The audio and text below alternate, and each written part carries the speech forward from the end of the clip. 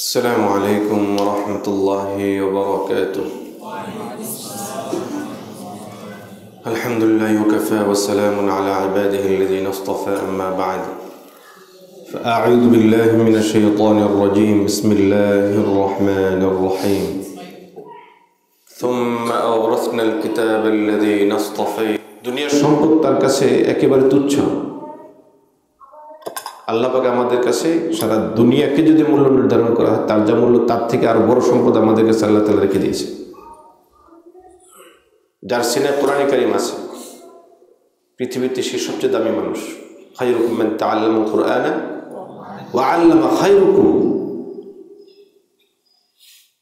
মান তাআল্লামাল কুরআন ওয়া আল্লামা। তা আমরা এখানে তো আল্লামা, আমরা আগে শিখেছি, এখন শেখাচ্ছি। দুনো দিক থেকে আমরা সবচেয়ে খাই। একটা হলো অনেকে শিখেন পরে শিখান না, আমরা শিখেছি শিখাচ্ছিও, দুটোটার মিস্টেক আমরা। যারা কোরআন কারীম শিখেন এবং শেখান তারা পৃথিবীতে সবচেয়ে সেরা মানুষ।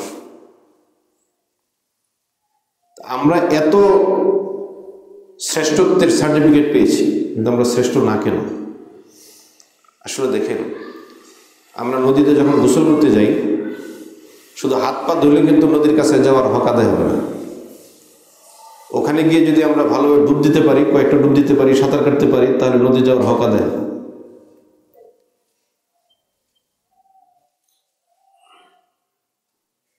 আমি কোরআনে কারীমের একজন খাদেম, আমি দ্বীনের একজন খাদেম। তো খাদেমের মতো হতে হবে। আমি আমার নিজের জীবনকে কোরআনের জন্য অফ করতে পারছি কিনা, আমার চিন্তা চেতনা কি। আল্লাহ পাক আমাকে খেদমতের জন্য বাছাই করেছে, নির্বাচন করেছে। আল্লাহ যেখানে আমাকে বাছাই করেছেন ওনার এই কোরআনের খেদমতের জন্য, এর বাহিরে আমার অন্য চিন্তা আমার মনের মধ্যে আসা উচিত না। প্রতিনিয়ত আল্লাহর কাছে দরখাস্ত করা যায়, আল্লাহ আপনি আমাকে আপনার কোরআনের জন্য একজন সত্যিকারের খাদেম হিসেবে কবুল করেন। আমার মাকবুলিয়ত এই লাইনে যত বেশি হবে, আমি আপনাকে গ্যারান্টি দিতে পারি। কত অর্থ আপনার দরকার আপনি বলেন,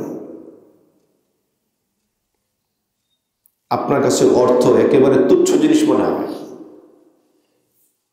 এখন আমরা সত্যিকারের কোরআনওয়ালা না হওয়ার কারণে আমাদের কাছে টাকা বেশি বড় মনে হয়, অর্থ বড় মনে হয়, গাড়ি বড় মনে হয়, বাড়ি মনে হয়, বড় মনে হয়, ব্যবসা করতে মন চায়, দুনিয়ার অনেক ঝামেলা আমাদের সামনে এসে দাঁড়ায়। অথচ দুনিয়ার এই যে অর্জন সব আমার কাছে কোরআনের তুলনায়, আমার খেদমতের তুলনায় ধুলাবালির সমান না। আমি তো আমাকে চিনতে পারিনি, আমাকে এখন বুঝতে পারিনি। বুঝতে পারতাম, আমার মনে হয় যে আমরা এক মিনিটের জন্য মাদ্রাসার বাইরে থাকতাম না। আমাদের কাছে যে ছাত্রগুলো আসে, সত্যি দেখেন, আজকে আমি ঘরে বসে থাকলে আমার কাছে ছাত্র যাবে না। আজকে ছাত্রদের পড়ানোর কারণে আমাদের লাভ কি? আমরা অনেক সময় পড়াই থেকে ক্লান্ত হয়ে মনে করি মাদ্রাসার লাভ হচ্ছে, ছাত্রদের লাভ হচ্ছে। ছাত্রদের লাভ না, আমার লাভ আগে হয়। প্রতিষ্ঠানের লাভ না, আমার লাভ আগে। আজকে প্রতিষ্ঠান জায়গা না দিলে আমার বাড়িতে একটা বাড়ি করতে হতো মাদ্রাসা পড়ানোর জন্য, দিনের খেদমতের জন্য। ছাত্র খুঁজে খুঁজে সংগ্রহ করতে হতো। প্রতিষ্ঠান আমাকে একটা সুন্দর জায়গা দিয়েছেন, ছাত্র দিয়েছেন, খেদমতের পরিবেশ দিয়েছেন। এটা আমার উপর এহসান, নাও করতে পারতেন কেউ। কিন্তু আমি সত্যিকারের খাদেম হলে খেদমতের জন্য সব ব্যবস্থা আমার নিজের করা দরকার ছিল। আমি যেহেতু সুযোগ পেয়েছি, এই সুযোগ আমার জন্য। কুল্লুকুম রাঈন ওয়া কুল্লুকুম মাসউলুন আন রাইয়াতিহি। মুহতামিম হিসাবের হিসাব মুহতামিম হিসাব দেবেন, জিম্মাদারের হিসাব জিম্মাদার দেবেন। আমি একজন সাধারণ খাদেম হিসেবে আমারও জিম্মাদারি আছে, আমার হিসাব আমাকে দিতে হবে। তো আমি আমার মুহাসাবার ব্যাপারে, আমার কাজের ব্যাপারে আমি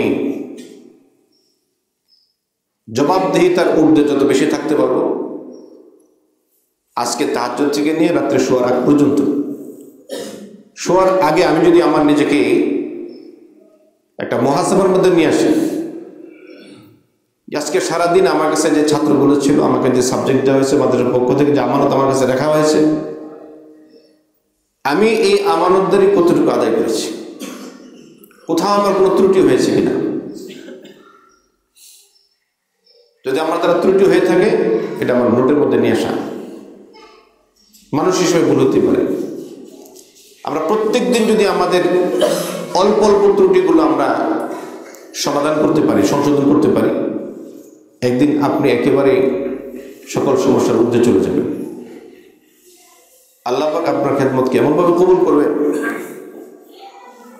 দেখেন, এখানে আরেকটা বিষয় আছে। আমরা অনেক সময় মনে করি আমি মক্তবে পড়াই, আমি হাফসখানা পড়াই, আমি নাজারা পড়াই, আমার কি মূল্য আছে। এটি আমাদের একটা ভুল ধারণা। আপনার কাজটা যদি আপনার কাছে গুরুত্ব না পায়, তা আপনি এই কাজে বড় হবেন কি করে। একজন জুতা সেলাই করে যে ব্যক্তি, সে যদি মনে করে যে না, আমার জুতা সেলাই করাটা একটা গুরুত্বপূর্ণ কাজ আমার কাছে, আমি এই কাজের মাধ্যমে বড় হতে চাই, সে দেখবে পৃথিবীতে একটা ব্র্যান্ডের জুতার মালিক হয়ে যাবে। জানি না ঘটনা সত্য কতটুকু, বাটা কোম্পানির কথা শুনেছি। সে একসময় দোকানে বসে বসে কর্মচারী ছিল, জুতা বানায় বিক্রি করতো। মানে একটা দোকানে সে কর্মচারী ছিল, জুতা বানাইতো, মালিকে বিক্রি করতো। তো জুতা বানাইতে গিয়ে যে ওয়াস্টিজ চামড়াগুলো হতো, এগুলো সে সংগ্রহ করতো। এগুলোতে বাকি টাইম ওভার টাইম বসে বসে সে জুতা বানাইতো।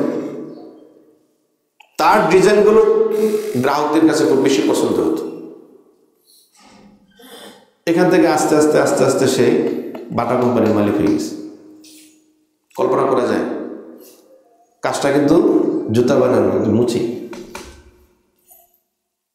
সে কিন্তু এই রাস্তার পাশে বসে থেকে জুতা বানানোর এই কাজকে সে রাস্তার এই পাশে রেখে দেয়নি। সে কাজকে বড় মনে করছে বিদায় এখান থেকে করে করে করে করে এই কাজকে সারা পৃথিবীতে সে একটা ব্র্যান্ড তৈরি করে ফেলেছে। আমি বক্তব্য পড়াই, আমার কাজ আমার কাছে পৃথিবীর সবচেয়ে দামি কাজ, বড় কাজ। আমার সাবজেক্ট আমার কাছে অনেক বড়। আপনি আপনার এই সাবজেক্টে যদি আপনি গুরুত্ব দিতে পারেন, আপনি দেখবেন বক্তব্যের এই পড়ার মধ্যে অনেক তাহকিকাত আছে। আমি উর্দু কায়দা পড়াই, আপনি যদি মনে করেন আমার উর্দু কায়দার আমার কাছে অনেক গুরুত্বপূর্ণ সাবজেক্ট, আপনি এখানে গবেষণা করে দেখবেন এখানে অনেক তাহকিকাত আছে। আর যদি আমি আমার এই কাজকে গুরুত্ব না দিই, তাহলে আমার কাজ জীবনে আমার কাছে বড় হবে না, আর এই কাজের মাধ্যমে আমি বড় হতে পারবো না। একজন বুখারী পড়ান, উনি মুতালা করে বুখারী শরীফ পড়ান। কোরআনে কারীম বুখারীর থেকে আরো গুরুত্বপূর্ণ, কি বলেন? আমি বক্তব্য পড়াই, আমার বক্তব্যের এই সাবজেক্ট, আমার কোরআনে কারীম এই সাবজেক্ট, আমার যে ক্লাস দেওয়া হয়েছে আমাকে, এই ক্লাসের বিষয়বস্তুগুলো আমার কাছে পৃথিবীর সবচেয়ে সেরা ক্লাস। বক্তব্যের এই ক্লাসটা আমার কাছে পৃথিবীর সেরা ক্লাস। আমার বিষয়বস্তুটা পৃথিবীর সবচেয়ে সেরা বিষয়বস্তু আমার কাছে। আপনি গবেষণা করেন, দেখবেন এখানে আপনার শেখার অনেক কিছু আছে। আমরা মনে করি আমি বক্তব্য পড়াই, এই হীনমন্যতা আমাকে শিখতে দিচ্ছে না। আমি এখান থেকে কি করব? আমি আপনাকে বলি, আমি কিন্তু প্রথমে অফিসিয়ালের প্রশিক্ষক ছিলাম, নুরানির প্রশিক্ষক ছিলাম। ওখান থেকে আমাকে জোর করে জামায়াতে সুন্নাহ নিয়ে গেছে। আমি ওখান থেকে বক্তব্য পড়াইছি 2 বছর। ওখান থেকে যাত্রাবাড়ি সাহেব আবার জোর করে নিয়ে আসছে। এখানে এসে 2 বছর বক্তব্য পড়াইছি। এখান থেকে আবার দারুল ইসলাম বিশ্ববিদ্যালয়ে চলে গেছি, ওখানে ওকে পড়াইছি, ওখানে ওকে বক্তব্য পড়াইছি, আবার ডিপ্লোমা করছে এখানে, আবার সেখানে নিয়ে আসছে। আমার কাছে বক্তব্যের সাবজেক্টটা বক্তব্যের ছিল না। আমি দাওরা পর্যন্ত পড়েছি, আমি বক্তব্য পড়াই, আমার কাছে আমার সাবজেক্ট বুখারী শরীফ মতো গুরুত্বপূর্ণ। এখানে প্রত্যেকটা কায়দার তাহকিকাত আছে না নাই? আমি যখন বক্তব্য পড়েছি, আমি তখন চিন্তা করতাম এই কায়দাটা সহি গল্প, এটা তাহকিক আমার কাছে থাকতে হবে। আমি যে শব্দটা বলি প্রত্যেকটা শব্দের তাহকিক আমার জেনে থাকতে হবে। আমি যে কায়দাটা বলি এই কায়দাটার তাহকিক আমার কাছে থাকতে হবে। এটা সহি না গল্প আমাকে জেনে পড়াইতে হবে। যে কারণে আমাকে মোতালা করতে হয়েছে, আমাকে গবেষণা করতে হয়েছে। মাদ্রাসা বন্ধ হয়েছে, আমরা বাসায় যাইনি, সারা বাংলাদেশে ঘুরছি এই কায়দার তাহকিকাতের জন্য। এই বিষয়টা তাহকিকের জন্য, এই বিষয়টা তাহকিকের জন্য। আমি যেটা পড়ে আমার কাছে সন্দেহ হয়, সন্দেহ নিয়ে পড়ানো যাবে না। আমি যেটা পড়াবো আমার কাছে ইয়াকিন হতে হবে, আমার কাছে সর্বোচ্চ ক্লিয়ার থাকতে হবে, এটা দলিল থাকতে হবে। আমার কাছে মক্তবের বাচ্চা আজকে পড়তেছে, তার এই সবকটা সহি হইতে হবে মৃত্যুর আগ পর্যন্ত। আমার কাছে মক্তবে পড়ে হেফজখানা যাওয়ার পরে কায়দা ঠিক নেই, আমার কাছে মক্তবে পড়ে কিতাবখানা যাওয়ার পর বলে এটা হয়নি, অথবা ছাত্র উপরে পড়াশোনা করে পড়ে মোতালা করে দেখে আমাকে মক্তবের হুজুর যেটা পড়েছেন তো ভুল পড়েছে। আমার কাছে এলেম তো আমানত, আমার কাছে ছাত্র আমানত। আমার এই বিষয়বস্তুতে আমাকে সর্বোচ্চ ক্লিন থাকতে হবে। আমি মক্তবে পড়াই, আমার এই বিষয়বস্তুর মধ্যে আমি সর্বোচ্চ পরিষ্কার থাকবো, এর সর্বোচ্চ তাহকিকাত আমার কাছে থাকতে হবে। এটা যত বড় কিতাবই হোক, যেখান থেকে হোক, আপনাকে এখান থেকে সংগ্রহ করতে হবে। মক্তবের এলেমগুলোকে আমরা গলত বলবো? আমরা যে মক্তবে পড়াই, নাজারা পড়াই, হেফজখানা পড়াই, ইবতিদাই পড়াই, এই এলেমগুলো কি গলত না সহি? বেলা তাহকিক ফিট করা হয়েছে এখানে? অবশ্যই এগুলো তাহকিকাতের সাথে দেওয়া আছে, কিন্তু এই তাহকিকাতগুলো আমার কাছে কতটুকু তাহকিক, এলেমগুলো আমার কাছে কতটুকু ক্লিয়ার? যদি আমার কাছে ক্লিয়ার না হয়, আমি সন্দেহের উপরে আছি। সন্দেহের সাথে আমি ছাত্রকে যেটা পড়াবো, ছাত্রের মধ্যেও সন্দেহ থাকে। আমি যে বিষয় ক্লিয়ার না, ছাত্র বিষয় ক্লিয়ার না। আমি যেটা ভালো বুঝি না, ছাত্র ভালো বুঝে নেই। আমি যেটা ভালো বুঝছি, ভালো বুঝেছি, আমার কাছে যেটা তাহকিক খুব ক্লিয়ার, ছাত্র বিষয় ক্লিয়ার। আমরা অনেক সময় বলি কি, এই বিষয়টা ছাত্ররা পারে না, পারবে না, এটা আলোচনা করা ঠিক না। এটা আসলে কিন্তু আমি পারি না। আমি পারলেই কথা বলতাম না। আমি যেটা পারি এটা কিন্তু ছাত্র ঠিকই পারে। কি বলেন? আমি যে বিষয়টা ভালো বুঝি, ভালো পারি, ছাত্র কিন্তু ওখানে ভালো পারতেছে। আমি এই বিষয়ে বলছি না যে ছাত্র পারে না, এটা ঠিক ছাত্র পারে। যে বিষয়টা আমি ভালো বুঝি না, আমি পারি না, ওই বিষয়ের ক্ষেত্রে আমরা কি বলি, এটা ছাত্রের সামনে আলোচনা করলে ছাত্র পারবে না। আসলে ছাত্র ঠিকই পারে, আমি পারি না বিধায় আলোচনায় আছি না। যেন বলবো ভাইয়ারা, আমরা এখানে, আমি আসলে ভালো করে জানি না আপনার কোন বিভাগের উস্তাদ, সবাই তাহফিজাতের কোনো সবাই, তাই না? আমাদের কাছে মক্তব, নাজারা, হেফজ, আমি যেই ক্লাসের উস্তাদ হই, আপনি একটা জিনিস সবসময় মনের মধ্যে রাখবেন, আপনি মক্তবে পড়েন, আপনি মনে করবেন আমি বুখারী শরীফ পড়ানোওয়ালার কাছে বুখারী শরীফ যেমন গুরুত্বপূর্ণ, উনি যেমন মোতালা করেন, উনি যেমন গবেষণা করেন, এই বিষয়টা যেরকম গুরুত্ব দেন, আমার কাছে মক্তবের এই সাবজেক্টটা ততটুকু গুরুত্বপূর্ণ। তা আপনি একদিন দেখবেন এই মক্তব থেকে খেদমত করতে করে করে করে করে একদিন মুহাক্কিক হয়ে যাবেন। জাতির বড় খেদমত আপনার দ্বারা হবে, আপনি রিজাল হয়ে যাবেন, আপনি ভাবতে পারবেন না। কিন্তু আমাদের মক্তব থেকে রিজাল কেন তৈরি হয় না? মক্তবের উস্তাদ আজীবন আমি মক্তবই পড়াচ্ছি, মক্তব থেকে কি মেহনত করে উপরে উঠা যায় না? উঠা যায়। উঠার চিন্তা আমরা পড়াই না। আপনি মক্তবে পড়াবেন, এই পড়াগুলো আপনি তাহকিকাতের সাথে পড়ান। আপনি আমি ছাত্র হক আদায় করে পড়াই, আল্লাহ পাক আপনাকে এখান থেকে মাদ্রাসার জিম্মাদার বানিয়ে দেবেন। আল্লাহ পাক এখান থেকে আপনার দ্বারা দিনের অনেক বড় খেদমত দেবেন, তালিমাতের খেদমত দেবেন। এই ফোনে, হ্যাঁ, বাংলাদেশে এখন অনেক এরকম আছে যারা একসময় মুক্তই পড়াইছে, আলেমও না, সাধারণ লোক, কোরআন শরীফটা কোনো রকম সহি করতে পারে, কিন্তু এখন কেউ কোনো প্রশিক্ষক বাংলাদেশে আছে। তো এই লোক এই পর্যন্ত গেল কি করে? সে তার এই বক্তব্যের পড়াকে সে ছোট করে দেখে নেই। তার বিষয়বস্তু তার কাছে বড় ছিল, যত্ন করেছে, মেহনত করেছে, সাধনা করেছেন, আল্লাহ পাক তার সাধনাকে কবুল করে এখন সে প্রশিক্ষক হয়ে গেছে। হতে পারে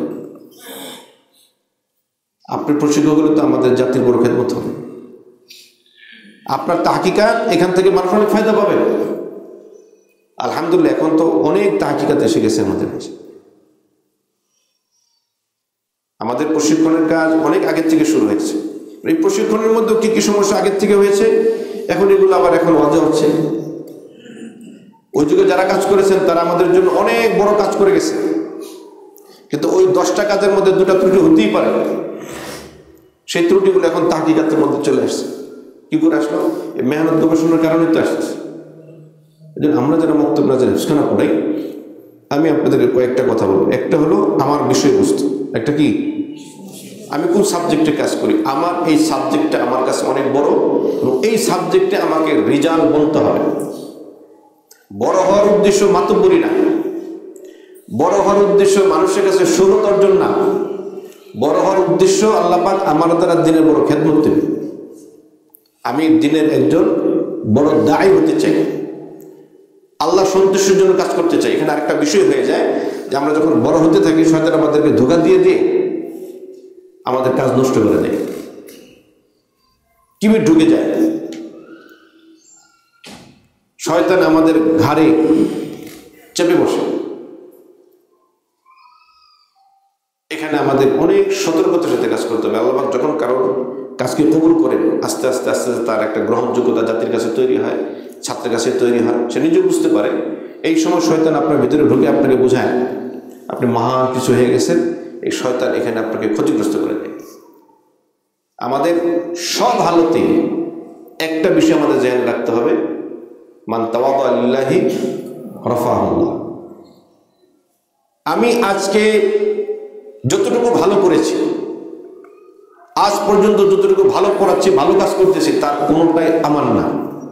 কি বলেন? আমার না আল্লাহ তাআলার? আজকে যদি আমার জবানটা বন্ধ হয়ে যায়, শেষ। আমার ব্রেন স্ট্রোক করে শেষ। যদি আমি পঙ্গু হয়ে যাই, শেষ। তাহলে বোঝা গেল আমার জেহেনকে সুস্থ রেখেছেন আল্লাহ তাআলা। এই জেহেনে আল্লাহ পাক যা কিছু দিয়েছেন এটা আল্লাহর প্রদত্ত নিয়ামত। আমি জবান থেকে কথা বলছি, আমার জবানকে সুস্থ রেখেছেন, এটা আল্লাহ। আমার জবান আমাকে, আল্লাহ তাআলা জবান আমাকে আমানত রেখেছেন। এই জবান দিয়ে যে কথাগুলো বলতেছি এগুলো আল্লাহর জন্য বলা হচ্ছে। আল্লাহ আমাকে বলতে দিচ্ছেন দিনের কাজের জন্য, আমার জন্য না। তাহলে অহংকার আসবে না। যখনই পড়াই একটু পরপরই কথা ভাবা যে আমি শুধু আল্লাহ সন্তুষ্টির জন্য পড়াই। আপনি যখন ভালো পড়াচ্ছেন আপনার ভিতরে কিন্তু খুবই আসতেছে, খুবই পর্যন্ত আমি ভালো করতেছি, আমি অনেক ভালো কিছু করে ফেলতেছি, এগুলো মনের মধ্যে আসতে থাকে। তখন কাজ কি? সাথে সাথে আল্লাহ তাআলা থেকে রুজু হওয়া। আমি যা কিছু করতেছি শুধুই আল্লাহর জন্য। যদি শয়তান আমার মধ্যে কিবির ঢুকাই দেয়, আস্তাগফিরুল্লাহ মিন কুল্লি যামবি ওয়া আতুবু ইলাইহি লা হাওলা ওয়ালা কুওয়াতা ইল্লা বিল্লাহ, আস্তাগফিরুল্লাহ। আপনি ভালো কাজ করতেছেন, আপনার প্রশংসা আপনার কাছ থেকে আসবেই। প্রশংসাগুলো দিলের মধ্যে না নেওয়া, বরং আমার ত্রুটিগুলো ধরে দেওয়া হোক, আমার সমস্যাগুলো মানুষের চোখে পড়ুক, বরং আমাকে মানুষের সামনে আমাকে ধরে দিক। আপনার ভুল যত বেশি ধরা হবে, আপনি আস্তে আস্তে ভুল থেকে সংশোধন হবে, আপনি বড় হতে থাকবেন। এই গাছ যত বড় হয়, গাছে ফল তত বেশি আসে, মানুষ থেকে ফল তত বেশি ভোগ করতে পারে। আমি যত বড় হব, আল্লাহ পাক আমাকে যত বড় বানাবেন, আমার দ্বারা হাজার হাজার মানুষ, হাজার হাজার ছাত্র ফায়দা পাবে। আমরা হেফজখানা পড়াই, আমার মনে অনেক কষ্ট, আমাকে ছাত্র বেশি দিচ্ছে। দেখেন, এই সব প্রশ্নের হল হলো যদি আমার দিলের মধ্যে খেদমত এখলাসের সাথে হয়, আল্লাহ সন্তুষ্টির জন্য হয়, আমি বেশি পড়ানোর চেষ্টা করব। আমার ছাত্র যদি মনে করেন আমার মৃত্যুর আগ পর্যন্ত 4000 ছাত্র হয়, আমি হেফজখানা পড়াচ্ছি। যদি আমি 20 জন করে পড়াই, প্রতি বছর 20 জন করে হলে কথার কথা 40 বছর খেদমত করলে কতজন হয়? 4000 হল 4000 মতো। 4000 ছাত্র যদি আমার জীবনে পড়ায় থাকি, এদের মধ্যে 2000 ছাত্র যদি আল্লাহর ওলি হয়ে যায়, আল্লাহওয়ালা হয়ে যায়, তা আমার নাজাতের ফয়সালা হবে কি হবে না? হবে। আমি 10 জন পড়াইতে চাই, 8 জন পড়াইতে চাই, 12 জন পড়াইতে চাই। আমি যখন দারুল ইসলাম বিশ্ববিদ্যালয়ে গেছি, ওখানে আমাকে ছাত্র দিয়েছে 24 জন। আমাকে কেউ কেউ বলছে, ভাই আপনি পাগল নাকি? আমি কেন? আমরা 8 জন পড়াই, 10 জন পড়াই, 12 জন, কি 24 জন পড়াই? তাই আমি বললাম যে ভাই আসলে আমি তো ছাত্র পড়াইছি 110 জন, 24 জন আমার ক্লাসের পিছনে এমনি পড়ে আছেন। মানে 24 জন ছাত্র নিয়ে আমি পড়ায় মজা পাই না। কারণ 24 জনের মধ্যে যদি আমি মেধাবী খুঁজি, কজন পাবো বলেন তো? 12 জন। কথার কথা যদি 110 জন হয়, আমি 55 জন মেধাবী পাবো। তা আমার এখানে মেধার সংখ্যা বেশি না? ভালো সাউন্ডের ছাত্র বেশি না? ভালো ছাত্রের পরিমাণ বেশি না? তো যেই ক্লাসের মধ্যে ভালো মানের ছাত্র থাকে, ভালো আওয়াজের ছাত্র থাকে, ভালো আখলাকি ছাত্র থাকে, ওই ক্লাসটা অবশ্যই অনেক কি বলে প্রশান্তির ক্লাস না, মনের খোরাক নেই এগুলো। আমি ছাত্র বেশি পেলে তো আমার জন্য লাভ, যদি কম হয় এই কমের মধ্যে কয়জন টিকবে না টিকবে তা জানা নেই। আল্লাহ তাআলা আমাদের মকবুলিয়ত দান করেন। আমার সাবজেক্টটা আমার কাছে পৃথিবীর সেরা সাবজেক্ট, এবং এই সাবজেক্টে আমার কি আছে, যারা ভালো জানেন ভালো পারেন তাদের কাছে গিয়ে গিয়ে হলেও আমার সাবজেক্টে আমাকে রেজাল্ট বলতে হবে। এক নম্বর 2 হলো মেহনতের মধ্যে ইখলাস লাগবে। আমি যা কিছু করব আল্লাহ সন্তুষ্টির জন্য, আমার খুবির জন্য না। আমি আল্লাহর পরিবারের লোক, এটাই আমার খুবির জন্য যথেষ্ট। কি বলেন? আমার পদের জন্য যথেষ্ট, আমার আর কোনো পদেরও দরকার নেই, কোনো প্রশংসার দরকার নেই। আল্লাহ আমাকে ওনার পরিবারের মধ্যে শামিল করেছেন, এটাই আমার দুনিয়ার পাওয়ার দাওয়ার সব কিছু শেষ এখানে। এখন আমার কাজের খেদমত করতে হবে, খেদমত করতে থাকে। মাদ্রাসার মুহতামিম সাহেব আমাকে কাজের জন্য বলবেন, জিম্মাদার আমাকে কাজের জন্য বলবেন, কি আমাকে কাজের জন্য বলবেন, পরে করব, এটা তো আমি হুকুমের পরে করেছি। আমি আমার নিজের থেকে কি করেছি? আমি যদি আমার জন্য কাজ করে থাকি, আমাকে কারো বলে দিতে হবে না, কারো বলার অপেক্ষা আমি থাকবো না। আমি প্রত্যেক দিন যে কাজগুলো করবো চিন্তা করবো আমার কাজগুলো আল্লাহ তাআলার কাছে যেন কবুল হয়, আর সবার কাছে আল্লাহর কাছে কবুল হলে মানুষের কাছে গ্রহণযোগ্যতা পেয়ে যাবে।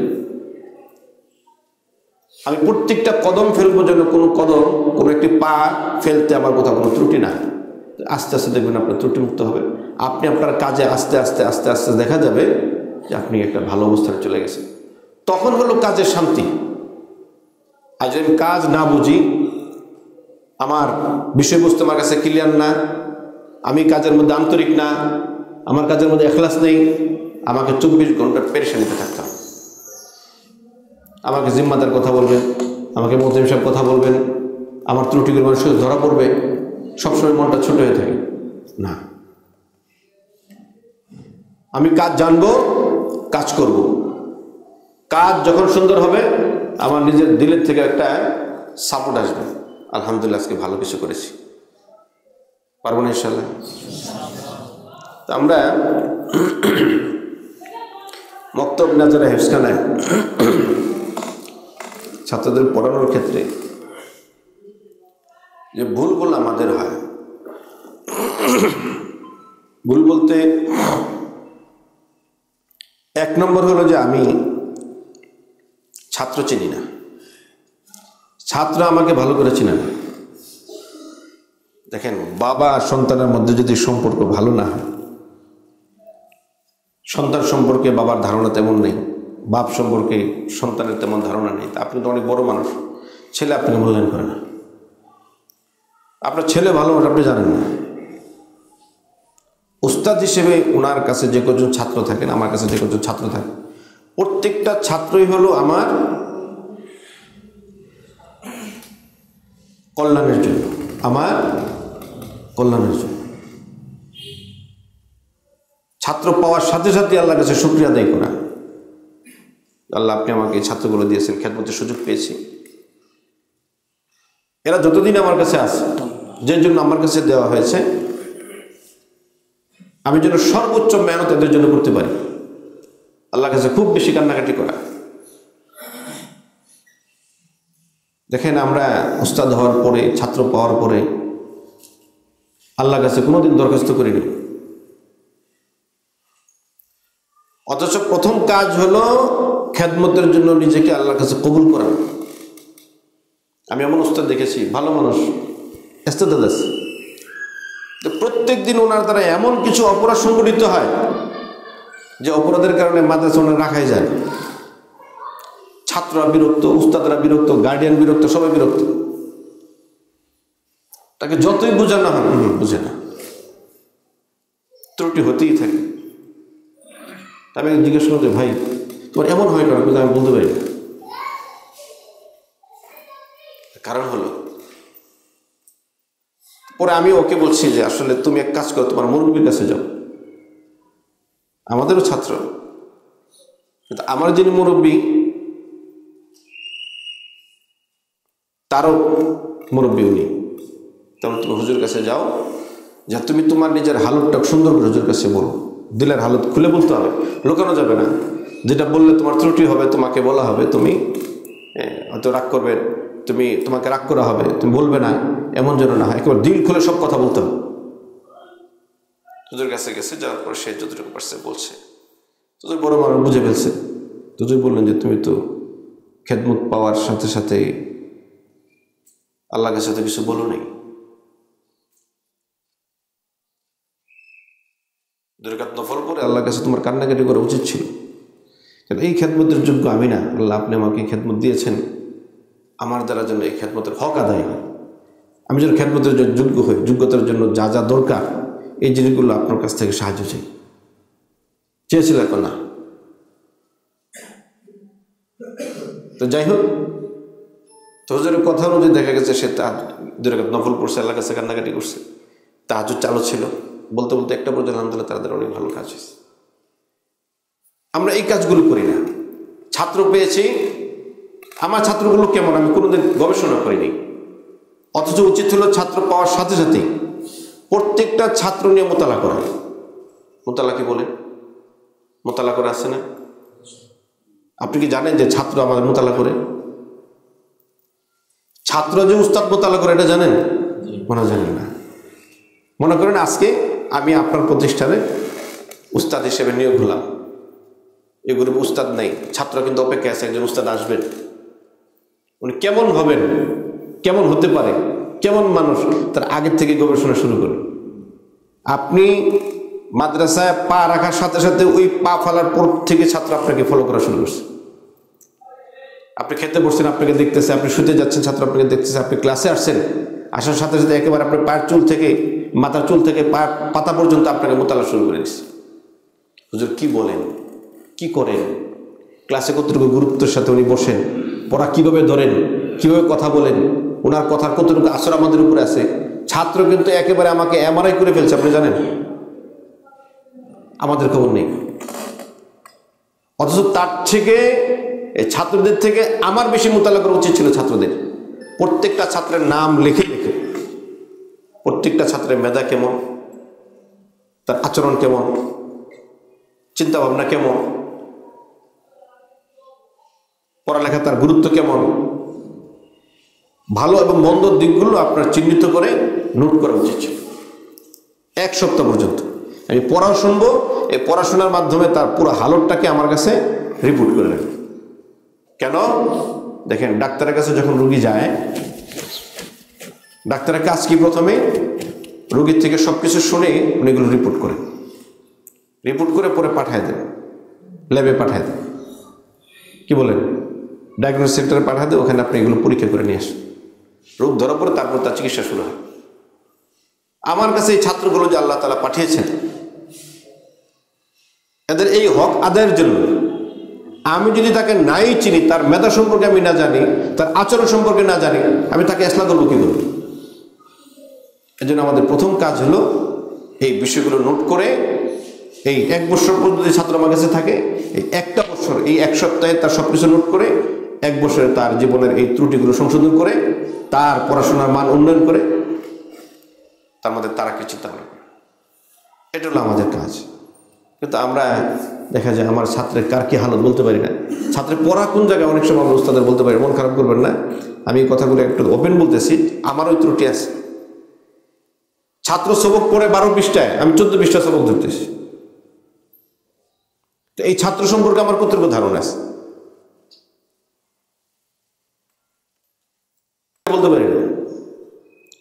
সবকের পারা কবে শেষ হয়েছে বলতে পারি না, খুব দুঃখজনক। ছাত্রকে জিজ্ঞেস করেছে কতদিন হয়েছে, 1 সপ্তাহ হয়ে গেছে সবকের পারা শেষ হয়েছে, কিন্তু এখনো শোনায় শেষ করতে পারে। উস্তাদকে জিজ্ঞেস করেছে, উস্তাদ বলেন কয়দিন? 2 দিন। খাতা চেক করা হয়েছে, ঠিকই ওই 1 সপ্তাহে। বলেন আমি কি করলাম? আমার দ্বারা ছাত্রের কতটুকু ফায়দা হবে বলেন তো? অনেক কথা বলতে গেলে অনেক সময় লাগবে, সময় তো কম। আমি শুধু ঘড়ির দিকে তাকে কথা বলতে পারতেছি না। মূল বিষয় হলো, দেখেন, আমি মক্তবে পড়াই, নাজারা পড়াই, হেফজখানা পড়ে, আমার একটা নিজামুল আওকাত থাকবে, আর একটা সিলেবাস থাকবে। সিলেবাস বুঝি তো? সিলেবাস আছে না? নুরানির সিলেবাস আছে না? নাজারা সিলেবাস আছে না? হেফজখানা সিলেবাস আছে না? এই সিলেবাস আমার সামনে থাকবে, আর হলো নিজামুল আওকাত। আমার তাহাজ্জুদ থেকে নিয়ে রাত্রি শোয়ার আগ পর্যন্ত প্রত্যেকটা কাজ ওই সময়ের মধ্যে সম্পন্ন করা। যেমন হেফজখানা আমাদের সবক আছে, 7 সবক আছে, আমুক্ত আছে, তেলাওয়াত আছে, আছে না নাই? এগুলো কিন্তু সব একটা পিরিয়ড আছে, একটা নির্ধারিত একটা সময় আছে। এই সময়ের মধ্যে যদি আমরা সম্পন্ন করতে না পারি, কথার কথা আমরা সবক শুনতে শুনতে চলে গেছি 7 সবকের সময়ের মধ্যে, তাহলে 7 সবকটা শুনবো কখন? 7 সবককে আমি 7 সবক শোনার যে সময় এর মধ্যে শেষ করতে পারিনি, তাহলে আমুক্তটা শুনবো কখন? কি বল? আমুক্ত আমি শুনে শেষ করতে পারিনি। যদি আমাদের তেলাওয়াত দেওয়ার সিস্টেম থাকে, তো ছাত্র তেলাওয়াত করবে কখন? তেলাওয়াত করতে পারে নাই, অথবা যদি তেলাওয়াত করে সবকের টাইমের মধ্যে ঢুকে যাবে। এই পিরিয়ডকে আমাদের ফলো করা, পিরিয়ডটা আমরা মনে হয় পূরণ করতে পারি না। আমি হেফজখানা থেকে আসি। হেফজখানা আমাদের মূল 2টা বিষয়। কটা বিষয়? কি কি বলেন তো? 1 নম্বর হলো সবক, আরেকটা কি? পিছনের পড়া। 7 সবক বলেন, আমুক্তা বলেন, তেলাওয়াত বলেন, যা কিছু বলেন, সবকিছু মিলে পিছনে পড়া না? 1 নম্বর কি? সবক। সবক একটা নির্দিষ্ট টাইম আছে এবং তার পরিমাণ আছে। ছাত্রের মেধা যার যেমন, ওই মেধা অনুযায়ী তার সবকের পরিমাণ। কি বলেন? এবং ইয়াদের জন্য সবার টাইম সমান।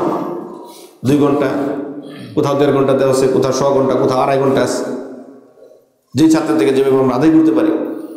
আচ্ছা, এই সবকের ইয়াদ আমাদের কোন মানের হওয়া উচিত? সবকের ইয়াদ কোন মানের হওয়া উচিত? এই মানটা যদি আমরা নির্ধারণ করতে না পারি, দেখেন ছাত্র কিছুই না। ছাত্র হলো পুতুল, আপনি যেমনি নাচাবেন এমনি নাচে। ছাত্র আমি গঠন করব, তাকে গঠন করার যত মন্ত্র আছে, যত পদ্ধতি আছে, সব আপনার কাছে আছে। আপনি আপনার এই পদ্ধতি দিয়ে ছাত্র তৈরি করবেন।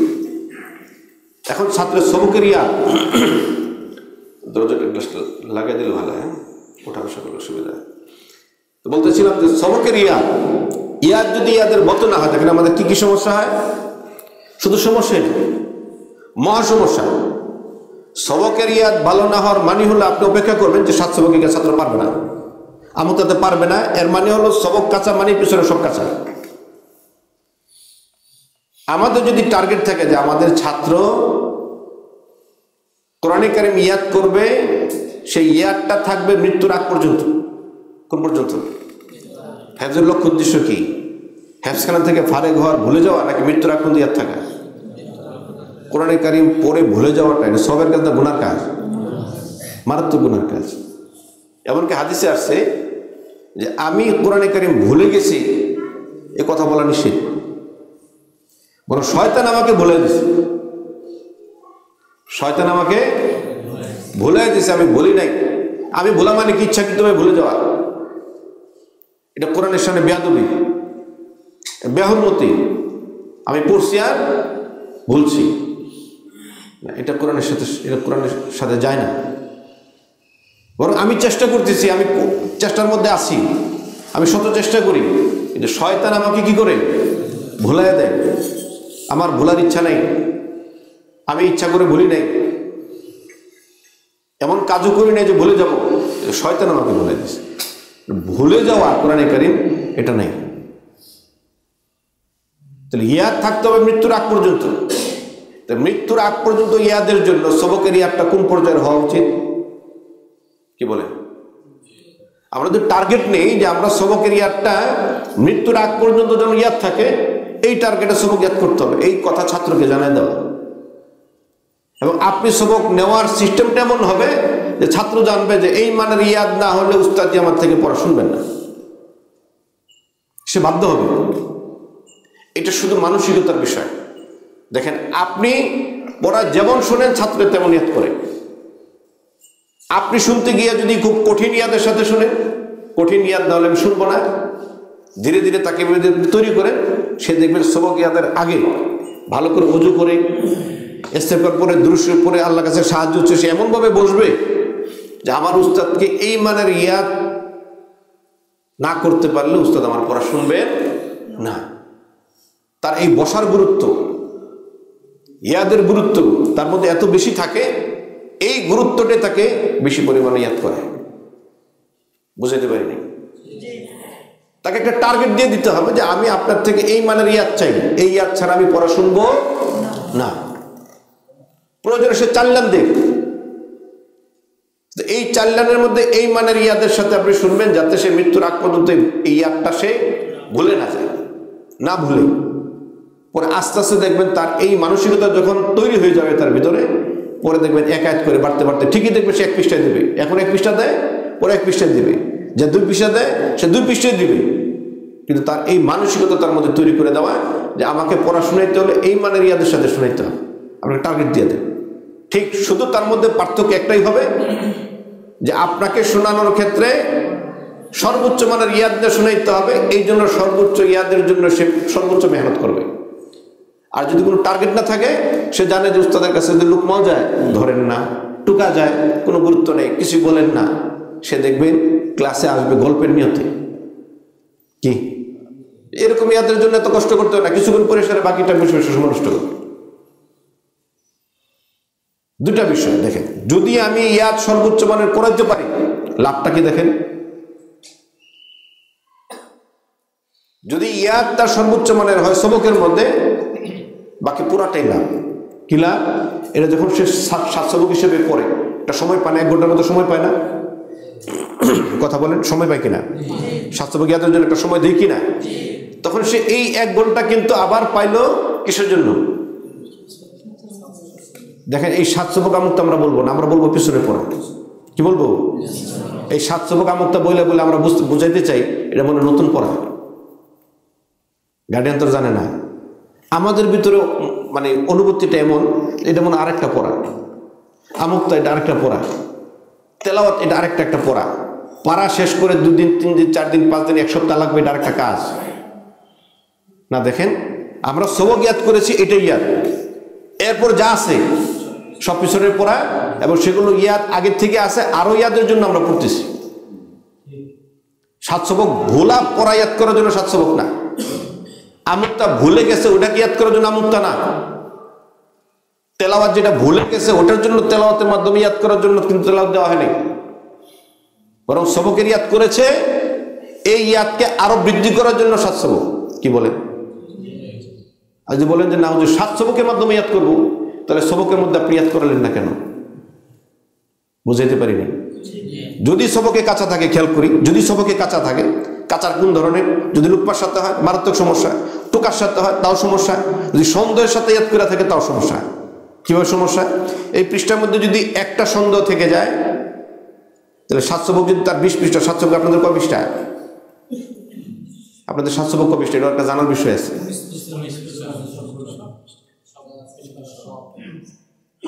আমার খেয়াল হলো 7 সবক 20 পৃষ্ঠা হওয়া উচিত। কয় পৃষ্ঠা? 20 পৃষ্ঠা হওয়া উচিত। আমাদের অনেকের হালত হলো যে আগে একটা পারা শেষ হয়ে গেছে, সবকের পারা শুনলো শেষ, পরবর্তী পারা যে সবক পড়া শুরু হয়েছে 2 পৃষ্ঠা সবক শুনেছে, 2 পৃষ্ঠা 7 সবক আছে না অনেক জায়গায়? 4 পৃষ্ঠা সবক পড়ছে, 4 পৃষ্ঠা 7 সবক। যদি এটা হয় তাহলে এই পারার শুরুর পৃষ্ঠাগুলো কিন্তু সে 7 সবকে পাইছে বেশি। পারার শেষের দিকে যখন 14 পৃষ্ঠা 15 পৃষ্ঠা হয়ে যায়, পরের যে পৃষ্ঠাগুলো এই পৃষ্ঠা কিন্তু 7 সবকের সময় বেশি পায় না। তাহলে একই পারার একদিকে ইয়াদ বেশি, আরেক দিকে ইয়াদ কম। এখন কথা হলো যে যদি আমি 7 সবক 2 পৃষ্ঠা 4 পৃষ্ঠা দিই, তো 7 সবক ইয়াদ করার সময় কতটুকু? 1 ঘন্টা। 1 ঘন্টা তো প্রতিদিনই সে পায় না? বুঝতে পারিনি। তো 2 পৃষ্ঠাতে সবক পড়লো, আজকে তো তার 7 সবকের কোনো টাইম যেটা আছে এটা তো সে বেকার নষ্ট করবে। এই যে এখানে বসে বসে গল্প করে হেফজখানা ছাত্রদের, মক্তব নাজারা ছাত্রদের যদি আপনি কাজ না দিতে পারেন, সময় কাজে লাগাতে না পারেন, ওই সময়টুকুতে ছাত্ররা গল্প করে কথা বলে মানসিকভাবে তারা ক্ষতিগ্রস্ত হয়। সময় যতটুকু সময় ক্লাসের হবে, আপনার রুটিনের মধ্যে যে সময়টা ক্লাসের, এই সময়ে তাকে একটা কাজ দিয়ে রাখতে হবে। এখন 7 সবক যদি আপনার 4 পৃষ্ঠা হয়, সে তো জানে আমার 7 সবক পড়া দরকার নেই, আমি সবকে পড়ছি, আমার ইয়াদ আছে। এই সময়টাকে সে বেছে নেয় কিসের জন্য? গল্পের জন্য, নাহলে অবহেলার সময় নষ্ট করার জন্য। আর যদি 7 সবক তার 20 পৃষ্ঠা হয়, তো বলেন এই 20 পৃষ্ঠায় পড়ার জন্য, ইয়াদ করার জন্য সময় সে কাজে লাগাইতে হবে না? বুঝাইতে পারছে কিনা? তাহলে পুরো পাড়াটাই কি থাকে? ইয়াদের মধ্যে থাকে। এবং নগদ যে পাড়া, এই পাড়াও ইয়াদ, পিছনে পাড়াও ইয়াদ। বুঝতে পারি নাই? পিছনে পাড়ার থেকে তো সে মনে করেন 2 পৃষ্ঠা, নতুন পাড়ার থেকে সবক পড়লে তার পিছনে 18 পৃষ্ঠা ধারাবাহিকভাবে আসতে আছে। ওই পাড়াও ইয়াদ, নগদ পাড়াও কি ইয়াদ। তো এত সহজে ছাত্র ভুলে যাবে আমুকটা থেকে তার ইয়াদ করতে হবে, বিষয়টা এমন না, বরং তার ইয়াদ আছে। এখন যদি আমরা সবকে তাকে ভালো ইয়াদ করাইতে পারি, 7 সবকে আমরা ছাত্রকে ভালো পাবো। বলেন পাবো কি পাবো না? যদি মনে করেন তার 7 সবকের মধ্যে কাঁচা থাকে, যদি টোকা থাকে 1 পৃষ্ঠাতে একটা করে, তার 20 পৃষ্ঠার মধ্যে 20টা সমস্যা, সে একটা সমস্যা তার সবকের মধ্যে ছিল, এই এক সমস্যার সমাধান সে করতে পারে নাই, 20টা সমস্যার সমাধান কেমনে করে বলেন? তার মানে আমরা সবকের মধ্যে কোনো রকমের দুর্বলতা যদি রেখে দেই, এই দুর্বলতাগুলো আস্তে আস্তে বাড়তে বাড়তে আমরা কি বলি, কাতরা কাতরা সাইলে গাদাত বলি না, বিন্দুতে বিন্দুতে পাহাড় পরিমাণ হয়ে যায়। সমস্যা এতটাই বেশি হয়, এখন আমি উস্তাদ হিসেবে তাকে এই সমস্যার থেকে উত্তরণ করতে পারি না, ছাত্র এই ঝামেলার থেকে আর বেরিয়ে আসতে পারে না। তাহলে আমাদের পিছনের পড়াগুলো ভালো ইয়াদ রাখার জন্য সবকের ইয়াদ ভালো হতো। সবকের ইয়াদ ভালো, 7 সবকে দেখবেন ছাত্র আপনাকে যাই সেটাই লাগ ধরবে। কেন? আমার ইয়াদ আছে, আমার কি আছে? ইয়াদ আছে। আমি এই মুহূর্তে উস্তাদকে আমি 20 পৃষ্ঠা শোনাতে পারবো। আর যদি সবকে কাঁচা থাকে, 7 সবকে তার কাঁচা আছে। এই কাঁচা নিয়ে ছাত্রকে ডাকলো আপনাকে পড়াশোনা নিতে আসে না। এই যদি একটা হালত, এটা আপনার কাছেও খারাপ লাগে, ছাত্রের কাছে খারাপ লাগে। এই হালতে ছাত্র ক্লাসে বসে কোনোদিন পড়তে তার কাছে ভালো লাগে না। ছাত্রের কাছে মজার জিনিস কি বলেন তো? 2টা জিনিস মজার, একটা হলো খেলা আর একটা হলো পড়া। পারলে তার কাছে এত শান্তি লাগে, সে বাসা যেতে চায় না, ছুটি দিলেও যেতে যাবে না। তার টার্গেট আমি পড়লেই পারি, যত পড়বো তত পারবো, এই জন্য আর বেশি পড়তে হবে, ছুটি কাটাইলে আমার লস হবে, এই যে ছুটিতে যায় না। আর যে ছাত্র পড়া পারে না, দুনিয়াতে সবচেয়ে বড় মুসিবত হলো তার এই ক্লাস। সে চাবে কি করে ক্লাস থেকে ফাঁকি দিয়ে দূরে থাকা যায়, সে অসুস্থতার বান ধরে কি করে বাসা যাওয়া যায়। সর্বশেষ আখের চিন্তা ভাবনা হবে, আমি আর এই বিষয়ে পড়াশোনাই করবো না। দেখেন, আমরা একটা মাদ্রাসা যদি হেফসখানা থাকে, সারা মাদ্রাসা যত পেরেশানি, তার চেয়ে বেশি পেরেশানি হেফসখানায়। ভুল বলছে কিনা? মন খারাপ করবেন না। কারণ কি জানেন? কারণ একটাই, সবক থেকে যদি আমরা ছাত্র ইয়াদ করে দিতে পারতাম, আপনি দেখতেন ছাত্র আপনাকে ঘুম পাড়া থিয়া দেখবেন ঘুমের টাইমে সে মসজিদের কিনারা বসে বসে তেলাওয়াত করে। আছে না নাই? আছে। আপনি আসরে পড়েছেন তাকে খেলতে, গিয়া দেখবেন সে মসজিদে বসে বসে তেলাওয়াত করে। আপনি তাকে ছুটি দিয়েছেন, বাড়ি থেকে একদিন ঘুরে আসেন, আমি যাবো না। বাবা আসছে বাচ্চাকে বাসায় নেওয়ার জন্য, ছুটি যেতে, বাচ্চা যায় না। কারণ কি? এই যে পাড়ার মাধ্যমে তার ভিতরে যে একটা মহব্বত, ভালোবাসা তৈরি হয়েছে, পাড়ার কারণে তার ভিতরে যে একটা আনন্দ তৈরি হয়েছে, সে এটা ছাড়া আর কোনো কিছু তার কাছে ভালো লাগে না। এই ভালো লাগানোটা যতদিন পর্যন্ত আমরা ছাত্রের মধ্যে তৈরি করতে না পারবো, আপনিও সুখী না, ছাত্র সুখী না। এই ক্লাসের মধ্যে আপনিও পেরেশানিতে আছেন, ছাত্র পেরেশানিতে আছে। এই যে আমরা পিটাপিটি করি, কারণটা কি? কারণ হলো যে আমরা ওই যে শেখ সাদির রহমতুল্লাহর একটা শের আছে, শেরটা আমার মনে নেই, বাকি বাংলাটা হলো এই যে আপনার একটা বেরিবাদের মধ্যে যখন প্রথম ছিদ্র হয়েছিল অল্প একটু, তখন যদি আপনি মনে করেন 1 মুঠো বালি বা মাটি নিয়ে যদি ওই ছিদ্রের মুখে দিয়ে দিতেন, তাহলে কিন্তু ছিদ্র বন্ধ হয়ে যেত। এখন আপনি যেহেতু ছিদ্র প্রথমে 1 মুঠ মাটি দেন নাই, এটা আস্তে আস্তে কাটতে কাটতে কাটতে কাটতে এমন বড় বাঁধ ভেঙে গেছে, এখন আপনি হাতিও যদি এখানে ফেলে দেন লাভ হয়। আমাদের হেফসখানার সমস্যাগুলো এভাবে তৈরি হয়েছে। সবকের অল্প অল্প কাঁচা জিনিসগুলো, অল্প অল্প ত্রুটিগুলো জমতে জমতে 7 সবকে কাঁচা হয়েছে। 7 সবকে আমরা এই ত্রুটিগুলো সমাধান করতে পারি নাই, সম্ভব না। কেমনে করবেন আপনি সবকের মধ্যে 1 পৃষ্ঠা একটা সমস্যা ছিল, এটি আপনি সমাধান করতে পারি নাই, তাহলে 20 পৃষ্ঠার সমস্যার সমাধান আপনি কি করে করবেন? বিধায় সবক থেকে আমাদেরকে ক্লিন হওয়ার চিন্তা ভাবনা করা, যে সবককে সর্বোচ্চ মানের ইয়াদ করানো, মৃত্যুর আগ পর্যন্ত ভুলবো না এই টার্গেট নিয়াত করা। তাহলে লাভ হবে কি? স্বাস্থ্যভোগে ছাত্র ভালো, স্বাস্থ্যভোগে ভালো, আমুকটা ভালো। পারবো কি পারবো না? আরেকটা বিষয় আমি বলি আপনাদের, যে আমাদের তেলাওয়াতের একটা সময় দিই, তেলাওয়াতের একটা সময় দিই না, দেখি না? তেলাওয়াতের এই সময়টা কি আসলে ছাত্র তেলাওয়াত করে? আমি আপনাদের বলবো, মক্তব, নাজার, হেফজখানা, বিশেষ করে এই 3টা ক্লাসে ছাত্রদের উপরে কোনো জিম্মাদারি দিয়া বিশ্বাস করা ঠিক না। বাচ্চা মানুষ, আপনি আমি যেদিন বাচ্চা ছিলাম তখনও কিন্তু আপনি আমি নিজে থেকে পড়ি নেই, উস্তাদরা আমাকে চালাইছেন বিদায় পড়ছেন, পড়ি নেই। এই যুগে এসেও যদি আমরা ছাত্রদেরকে তাদের উপরে ছেড়ে দেই এমন কোনো কাজ, এমন কোনো সময়, সেই সময় এবং কাজের হিসাব আপনি জীবনে পাবেন না। ছাত্রদের জিম্মাদারিতে কোনো সময় দেওয়া যাবে না, কোনো কাজও দেওয়া যাবে না। আপনি যেই সময়টাই দিবেন, যে কাজটা দিবেন, এটা আপনি আদায় করে নেবেন, তাহলে আপনি পাবেন, নাহলে পাবেন না কিছু। তেলাওয়াতের জন্য যে আমরা ছাত্রদের সময়, আমি অনেককে জিজ্ঞেস করছি আপনি তেলাওয়াত কয় পারা দেবেন? 5 পারা দিচ্ছি। আরে ভাই, ছাত্র আধা পড়া আপনাকে 2 ঘন্টা বসে ইয়াদ করে শোনাইতে পারে না, তাহলে 5 পারা তেলাওয়াত দিচ্ছেন, সে কি তেলাওয়াত করে? আরে মুর্দা ব্যক্তির সামনেও তো বসে এই টাইমের মধ্যে 5 পারা তেলাওয়াত করা যায় না। বুঝাইতে পারিনি? অযৌক্তিক আপনি 5টা পারা ছাত্রকে সময়ের মধ্যে দিচ্ছেন, আপনি নিজে তো আধা পারা ইয়াদ নেই, কি বলেন? আপনি 2 ঘন্টার সময় দিলে সে আধা পারা আপনাকে ইয়াদ করে শুনাইতে পারবে না। এমন ছাত্রকে যে আপনি 3 পারা, 4 পারা, 5 পারা তেলাওয়াতের জন্য দিচ্ছেন, এটা আসলে কি ফায়দার জন্য দিচ্ছেন নাকি বসে বসে এটা তামাশা করা? ছাত্র বুঝতেছে আমি তো পারি না, হুজুর আমাকে 3 পারা কেন দিলেন তেলাওয়াতের জন্য? তার কাছে এটা প্রশ্ন যায়। এটা অযৌক্তিক বিষয় ছাত্রের উপর চাপাই দেওয়া আছে। ছাত্র তো পড়ে না। আপনি যে 3 পারা তাকে তেলাওয়াতের জন্য দিয়েছেন, কোনোদিন ডাক্তার জিজ্ঞাসা করছেন যে বাবা তুমি 3 পারা শুধু একবার পড়ে গেছো কিনা? ইয়াদের কথা পড়ে। তেলাওয়াত মানে কি বলেন তো? হেফজখানার তেলাওয়াত মানে কি? শুধু সবের জন্য পড়া না, ইয়াদের জন্য তেলাওয়াত করা। এই তেলাওয়াত শব্দটা মনে চেঞ্জ করে দেওয়া দরকার। ইয়াদের জন্য তেলাওয়াত করা। কিসের জন্য? হেফজখানা মানে কি তাহফিজ না? তাহফিজ মানে কি? ইয়াদ করা, মুখস্থ করা। তো হেফজখানার যত কাজ আছে সব কাজ কিসের জন্য? ইয়াদ করার জন্য, ইয়াদ থাকার জন্য।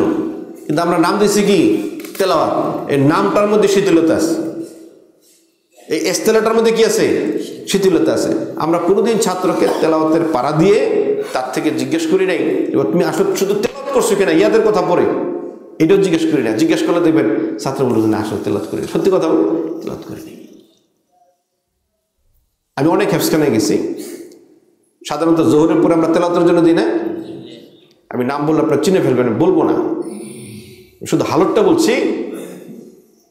আমি গেছি মস্করেতে, গিয়ে দেখি ছাত্র এমনভাবে গল্প করতেছে দুজনে বসে বসে। আমি ভাবছি কি হয়তো মাসালার ক্লাস দিছে, নয় উস্তাদ হয়তো একটু রেস্টের সময় দিয়েছে, একটু গল্প করো। তো অনেকক্ষণ বসে থাকার পরে আমি আশ্চর্য হলাম, হেফজখানার ছাত্র এতক্ষণ বসে বসে গল্প করে। হয়তো উস্তাদকে জিজ্ঞেস উস্তাদ কাজ কি? আপনি জানেন না এখন কাজ কি? আমি তাহফিজ নেই, আমি জানি না। একটু কোন তো কাজ কি? তেলাওয়াত। তেলাওয়াত মানে তেলাওয়াতের টাইম এখন ছাত্র তেলাওয়াত করতে, আমি তো একজন তো তেলাওয়াত করতে দেখিনি। সবাই তো গল্পে ব্যস্ত। আপনি কি করে বলেন ছাত্র তেলাওয়াত করতেছে? আমার কাছে আশ্চর্যের যে বিষয়টা সেটা হলো যে আপনি উস্তাদ হয়ে ক্লাসে বসা আছেন, আপনাকে রেখে ছাত্র গল্প করে, এটাকে আপনাকে অপমান করে না? আপনার গায়রতে লাগার কথা না? আমি ক্লাসে আসি, আমার সামনে ছাত্র গল্পের জন্য বসা, আমাকে কি এখানে গল্প শোনানোর জন্য বসানো হয়েছে? আমি এই জন্য বসছি এই হালত দেখার জন্য যে এটা আপনার তবিয়ত হয়, আপনার কাছে ছাত্র তৈরি হবে। আরেকদিন আরেক জায়গায় গেছি, মাগরিবের নামাজ পড়ছি, পরে আমি বসছি, তো বেচারা আমার চিনতে পারে নাই, বুঝছেন? ছদ্মবেশে গেছি, বসে রয়েছি। মাগরিবের পরে দেখি এক ছাত্র আরেক ছাত্র সিঙ্গারা খাওয়া, এই যেভাবে এভাবে পিছন দিয়ে সিঙ্গারা খাওয়াইতেছে। তো অনেকক্ষণ দেখে যে আমি তো আশ্চর্য হয়ে গেলাম, ঘটনা কি চলতেছে? তো উস্তাদকে জিজ্ঞেস, উস্তাদ মাগরিবের পরে কাজ কি ছাত্রদের? আপনি জানেন না? এখন আমি জানি না, আপনি কন্ত দেখি কি? সবক পড়া। সবক পড়া, আমি দুই সিঙ্গারা খাইতেছে। আসর উপরে গেছিল তো কিনছে, মনে কিনা খাইয়ার সময় পায় নাই, এখন খাইতেছে। আমার কাছে সে একেবারেই অকপটে বলে ফেলছে, নির্দ্বিধা, তার মধ্যে কোনো গায়রত নেই, কোনো তাকাল্লুফ নেই, বেলা তাকাল্লুফ, সে আমাকে বলে ফেলছে। আমি দেখলাম এই বেচারা আমার যা শুনাইতেছে, আমি আর কিছুক্ষণ বসে থাকলে আমার তার মতো হয়ে যেত। একটু পরে দেখি যে ওখানে খুব মাইর চলতেছে ওই মাথার মধ্যে, এমন পিটানো পিটাইতেছে, অবাক কাণ্ড। মানে আমার মন চাইছে গিয়া তাড়াতাড়ি ফিরাই। উস্তাদ কি চলতেছে? দুষ্টামি করছে তো এই জন্য মনে হচ্ছে শাসন। এই মায়ের শাসন বলে নাকি? গরুর তুমি সামনে পিটায় না। আমি যে উস্তাদ কতজন? 12 জন। আসেন কজন? 4 জন। বাকিরা মাগরিব পড়তো, ছাত্রদের সবক পড়া কাজ হলো। কেউ দাওয়াত খাইতে গেছে, কেউ টিউশনি আছে, কেউ বাসা আছে। আর বেচারা তো আমাকে চিনে না, এই জন্য সে সত্যি কথাই বলতে সব সুন্দর মতো বলে দিচ্ছে। এই হলো আমাদের অনুভূতি। দেখেন, আমরা হাফিজ মহসিন সাহেবের নাম শুনছেন না আপনারা? মুসলিম মাদ্রাসা পড়াইতেন উনি। ওনার ছাত্র হলেন বাংলাদেশের মানে যত বড়রা আছেন এখন এই যুগেই সবাই ওনার ছাত্র। আনোয়ার শাহ সাহেব ছিলেন কিশোরগঞ্জের, উনি ওনার ছাত্র। হেফজুর রহমান সাহেব জামিয়া রহমানের ওনার ছাত্র। তারপর এই মারার আমিনী সাহেব হুজুর শুনছি ওখানে পড়ছেন। মানে এই লেভেলের সবাই ওনার ছাত্র। আমাদের বঙ্গ মার্কেট ছিল না, বঙ্গবাজার মার্কেট, এটার ইমাম খতিব ছিলেন আব্দুল হালিম সাহেব, মনে হয় একজন ইন্তেকাল করেছেন মনে হয়। আচ্ছা, তো মোস্তফাগঞ্জ মাদ্রাসায় 1998 সালে হুফাজুল ফাউন্ডেশনের যখন এই ফাউন্ডেশন তৈরি করা হয়, এই তৈরির লগ্নে যারা এই আয়োজন করেছেন, এই প্রতিষ্ঠার কাজ করেছেন, তারা বিভিন্ন মাদ্রাসায় লবিং করেছেন। লবিং বুঝেন তো? দাওয়াতি কাজ নিয়ে গেছেন। এই যেরকম একটা কনফারেন্স হয়েছে, আমি ওখানে বসাচ্ছিলাম, তখন আমি জালালাইন পড়ি। এই আব্দুল হালিম সাহেব বলছিলেন যে আমাদের হুফাজুল কোরআন ফাউন্ডেশন করার লক্ষ্য উদ্দেশ্যের একটা বড় কারণ হলো যে আমাদের হুফাজদের উন্নয়নমূলক কাজ। উন্নয়নমূলকের মধ্যে প্রথম যেটা ছিল ওটা হলো আর্থিক উন্নয়ন, আর একটা হলো খেদমতের ব্যবস্থা। এটা ছিল প্রথম লক্ষ্য উদ্দেশ্য। পরে আস্তে আস্তে দেখা গেছে যে আমাদের তেলাওয়াতের মান ভালো করতে হবে। পরে আপনার এই মস্কের আয়োজন শুরু হয়েছে, এটা অনেক পরে। তো উনি একটা কথা বলছিলেন যে আমরা হাফিজ মহসিন সাহেবের ছাত্র। হাফিজ মহসিন সাহেব কি জিনিস, উনি কি মানুষ, ওনার ব্যক্তিত্বটা কি? ব্যক্তিত্বের একটা বিষয় উল্লেখ করতে গিয়ে উনি বলছিলেন যে তখন সবাই আমরা লজিংয়ে খাইতাম। মাদ্রাসা থেকে লজিংয়ে যেতে কারো 2 কিলো, কারো 3 কিলো, কারো 5 কিলো। তো যাওয়ার সময় উস্তাদ আমাদেরকে পড়া দিয়ে দিতেন যে যেতে থাকবে, তেলাওয়াত করতে থাকবে এই পরিমাণ পারা, আসার সময় আবার এই পরিমাণ পারা তেলাওয়াত করে মাদ্রাসায় আসতে হবে। আসলে হুজুর আবার সবাইকে নিয়ে বসে প্রশ্ন করতেন, তুমি যাওয়ার সময় কত পারা ছিল? এত পারা। আসার সময় এত পারা। এই পারাগুলো থেকে সওয়াল হতো। আশ্চর্যের ঘটনা হলো উনি বললেন যে একদিন আমি মুস্তাফাগঞ্জ মাদ্রাসা থেকে ইসাপুরা প্রায় 1-1.5 কিলোমিটার দূরত্ব, ইসাপুরা বাজার, এটার উপর একটা খাল আছে, খালের উপর একটা সাঁকু আছে। আমি সাঁকু পার হয়ে জন্য উপরে গেলাম, পিছন থেকে হুজুর আমার একটা থাপ্পড় দিয়েছে। লোক না গেল কেন? কি বুঝলেন? নিয়ম কি? ছাত্র ছুটি হয়ে গেছে, ছাত্র যাবে লজিকে, উস্তাদের কাজ কি রেস্ট করে না? বুঝেন নাই? উনি আশ্চর্য হয়েছেন যে হুজুর তো এখন রেস্টে থাকবেন, বিশ্রাম করবেন, আরাম করবেন, নাস্তা খাবেন। উনি ওনার এই জরুরত রেখে উনি আমার পিছনে পিছনে আছেন, আমি তো খেয়াল করি নাই। উনি যে আমার পিছিয়ে পিছিয়ে আছেন আমি জানিও না। আমি তেলাওয়াত করতে করতে যাইতেছি, সাঁকু পার হওয়ার পরে হুজুরের পেছনে আমার থাপ্পড় দিয়ে কি থাপ্পড় দিয়ে হুজুরে জানে কি ব্যাপার, লোকমা গেল কেন? কি বুঝলেন? ভাবা যায়? ওনারা ছিলেন উস্তাদ। আর উস্তাদ, এই ধরনের উস্তাদদের কাছে যারা পড়ছেন তারা হয়েছেন রিজাল। হাফিজ মহসিন সাহেব যদি এই কাজ করতে পারেন, আমি তো একজন হাফিজ, আমি পারবো না কেন? ওনার জন্য যদি কঠিন না হয়, আমার জন্য কঠিন কেন? আমি সত্যি বলছি, আমাদের এই লাইনে অনেকেই অনেক ভালো মানুষ, অনেক বড় হয়েছেন, যাদের মেধা আপনাদের চেয়ে খুব বেশি না, যাদের ইয়াদ আপনাদের চেয়ে অনেক বেশি না, যাদের পড়ার মান আপনাদের চেয়ে অনেক বেশি না, কিন্তু তাদের কাজ এবং এখলাসের পরিমাণ আপনার আমার চেয়ে অনেক বেশি।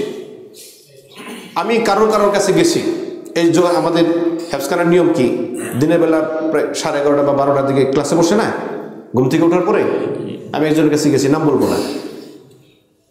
যাওয়ার পরে ওনার পাশে আমি বসছি। আরো 4-5 বছর আগের পরিচিত মানুষ, আমি জানতাম সে একজন ভালো হাফেজ। এই ভালো মানুষ হিসেবে ওনার কাছে দেখা করতে গেছি। একজন ভালো মানুষের কাছে দেখা করতে কেন যায় মানুষ? ভালো দিকগুলো তো দেখতে যায়।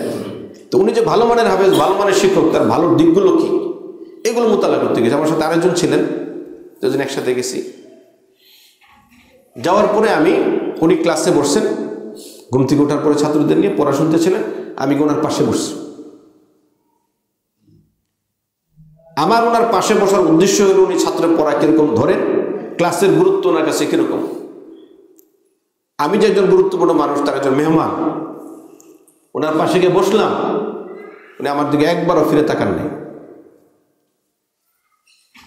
ক্লাস শেষ হয়েছে 1:20, 10 মিনিট আছে নামাজের। এই ছুটি দিয়ে তারপরে আমার সাথে হাত মিলাইছেন, মুসাফা করে কথা বলে আমাকে বলেন যে ভাই মনে কষ্ট নিয়েন না, আপনি আমার মেহমান ছিলেন, কথা বলতে পারিনি, সময় দিতে পারিনি, এই জন্য দুঃখিত। আসলে আমার কাছে ছাত্রের হক এখন আমার কাছে বড়, এই ক্লাস আমার কাছে আমানত, এই জন্য আমি আপনাদের কথা বলতে পারি, মনে কষ্ট নিয়েন না। যে ভাই আমি আপনার এটা দেখার জন্য আসছিলাম।